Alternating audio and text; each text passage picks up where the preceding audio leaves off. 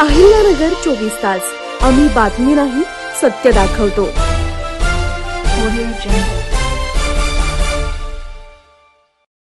गेल्या महिन्यात 26 तारखेपासून ज्या अतिप्रमाणात झाल्या पावसामुळे जो आपल्या कल्याण रोडवरील पुलाचं जे काम चालू असल्यामुळे तिथे पर्यायी मार्गावर अतिप्रमाणात पाणी त्या ठिकाणी साठल्यामुळे अतिशय शाळेतली मुलं असो वृद्ध लोक असो व सर्व काम करणारा वर्ग यांना अतिशय मोठ्या त्रासातून त्या ठिकाणी जायला लागलं। तर हा त्रास पाहता आम्ही माजी खासदार डॉक्टर सुजयदादा विखे पाटील व आपल्या शहराचे आमदार माननीय संग्रामभाई जगताप यांना याची दखल दिली। तर त्यांनी त्या ठिकाणी त्यांना अधिकाऱ्यांना फोन करून त्या ठिकाणी आपल्या कल्याण रोडवरील पुलाच्या पर्यायी मार्गावर त्या ठिकाणी काल पूर्ण कॉन्क्रीटने पॅचिंगचे काम त्या ठिकाणी सुरू केले।